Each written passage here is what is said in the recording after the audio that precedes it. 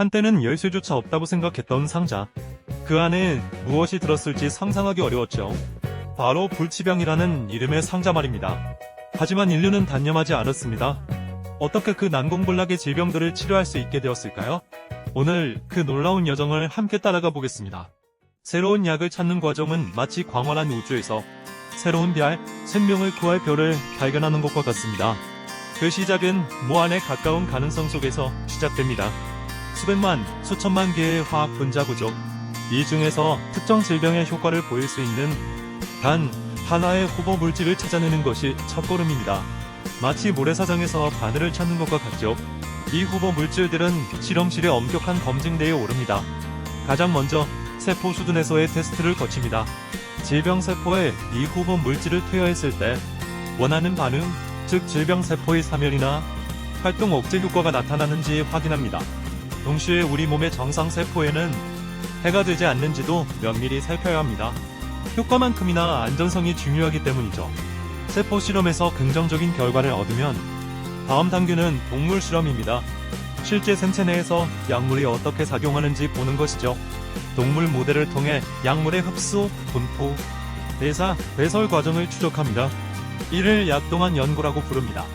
또한 약물이 실제로 질병을 치료하는 효과, 즉 영육학적 효능과 함께 독성 여부를 평가합니다. 수많은 후보 물질들이 바로 이 단계에서 효과가 부족하거나 예상치 못한 독성 때문에 여정을 멈추게 됩니다. 실패는 흔한 일이죠. 정말 극소수의 후보 물질만이 이 험난한 관문들을 모두 통과하여 다음 단계로 나아갈 자격을 얻습니다. 바로 인간을 대상으로 하는 임상시험입니다. 실험실과 동물을 넘어 드디어 사람에게 약물의 가치를 증명해야 하는 순간입니다. 임상시험은 그 세 단계로 나뉩니다. 1상, 2상, 2상, 그리고 3상 임상시험. 각 단계는 명확한 목표를 가지고 진행됩니다. 1상 임상시험은 소수의 건강한 사람들을 대상으로 합니다. 주된 목적은 약물의 안전성을 확인하는 것입니다. 우리 몸이 이 새로운 물질을 어떻게 받아들이는지 보는 거죠.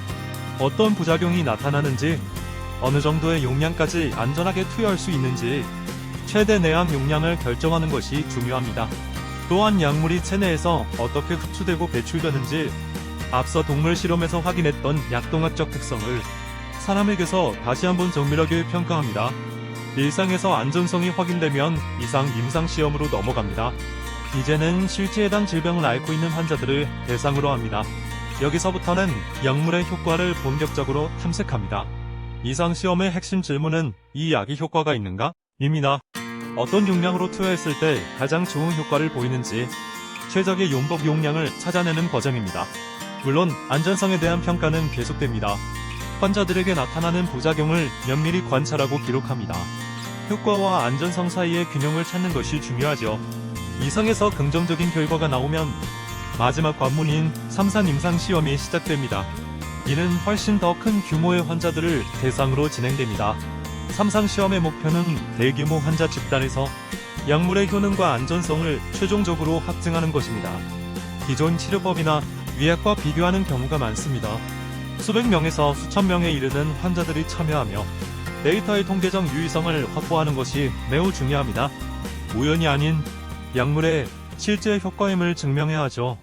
이 모든 임상시험 과정을 거치는 데만 평균적으로 6년에서 7년이라는 긴 시간이 소요됩니다.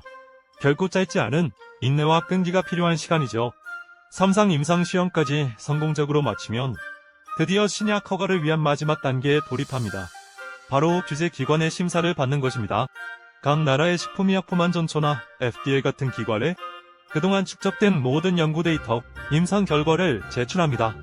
안전성과 유효성을 증명하는 방대한 자료들이죠. 규제기관의 전문가들은 이 자료들을 매우 꼼꼼하고 엄격하게 검토합니다. 약물의 이익이 위험성보다 확실히 큰지를 판단하는 것이죠. 이 심사 과정 역시 수개월에서 길게는 2년이 걸립니다. 모든 검토를 통과하고 최종 승인을 받아야만 비로소 신약이라는 이름으로 세상에 나올 수 있습니다. 후보 물질 탐색부터 최종 승인까지 이 전체 과정은 평균 10년에서 15년이 걸리고 비용은 수천억 원에서 조 단위에 이르는 막대한 투자가 필요합니다. 왜 이렇게 오래 걸리고 비쌀까요? 수많은 실패 가능성 때문입니다. 하나의 신약이 탄생하기까지 수천, 수만 개의 후보 물질이 실패합니다. 역사적으로도 신약 개발은 우연과 필연, 그리고 끈질긴 노력이 빚어낸 결과였습니다. 푸른 곰팡이에서 페니실린을 발견한 알렉산더 플레밍 경처럼요. 그의 우연한 발견이 없었다면, 그리고 이후 플로리와 체인의 정제 노력이 없었다면 수많은 생명을 구한 항생제의 시대는 더 늦게 열렸을지 모릅니다. 당뇨병 환자들에게 희망을 안겨준 인슐린의 발견도 마찬가지입니다. 벤틴과 베스트의 끈질긴 연구와 실험, 그리고 동료들의 도움이 결정적이었습니다. 비타민 C를 발견한 얼베르트 센트제르지 박사는 말했죠. 발견이란 모든 이가 봐왔던 것을 보고 아무도 생각하지 못했던 것을 생각하는 것이다. 신약 개발은 바로 이런 생각, 이런 도전의 연속입니다. 단순한 과학적 호기심을 넘어 인류의 고통을 덜어주려는 숭고한 목표가 담겨 있습니다. 이 길고 험난한 여정에는 과학자들의 헌신뿐 아니라 임상시험에 기꺼이 참여해준 환자들의 용기와 희생이 있었기에 가능했습니다. 그분들께 감사해야 합니다. 정부의 지원, 기업의 투자, 대학의 연구, 그리고 이 모든 과정을 지켜보고 응원하는 사회의 관심이 어우러져야 합니다. 하지만 우리의 도전은 아직 끝나지 않았습니다. 항생제 내성균의 위협은 점점 커지고 있고 알츠하이머병과 같은 퇴행성 뇌 질환은 여전히 난공불락입니다. 수많은 희귀 질환으로 고통받는 환자들도 있습니다. 환자 수가 적고 시장성이 낮다는 이유로 치료제 개발이 더딘 경우가 많습니다. 고화 약품이라고도 하죠. 다행히 과학기술은 계속 발전하고 있습니다. 인공지능은 신약 후보 물질 탐색 시간을 단축시키고 유전자 편집 기술은 과거에는 상상 못했던 치료법의 가능성을 열고 있습니다. 개개인의 유전 정보에 맞춰 약을 처방하는 맞춤 의학의 시대도 점점 가까워지고 있습니다. 더 효과적이고 부작용은 적은 치료를 기대할 수 있게 된 거죠. 이러한 발전은 특정 국가나 기업만의 노력이 아닌 전 세계적인 협력과 지식 공유를 통해 더욱 가속화될 수 있습니다. 신약 개발은 시간과 비용이 많이 드는 불확실한 투자입니다. 하지만 그 열매는 값을 매길 수 없을 만큼 귀합니다. 바로 건강하게 살아갈 수 있는 기회, 생명 그 자체이니까요.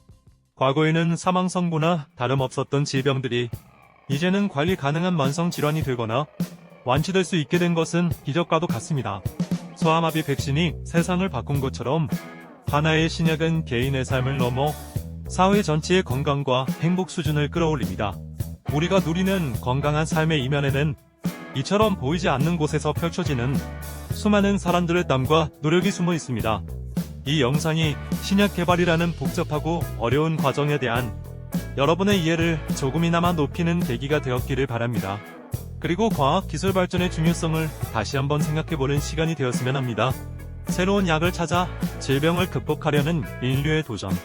이것은 끝나지 않을, 그리고 끝나서도 안 될 여정입니다. 미래에는 지금은 상상하기 어려운 질병들도 정복될 수 있을 것입니다. 우리 모두 이 위대한 도전을 응원하고 지지해야 합니다. 지속적인 관심과 투자가 계속될 때 우리는 더 건강하고 행복한 미래를 맞이할 수 있을 것입니다. 함께 만들어 갑시다.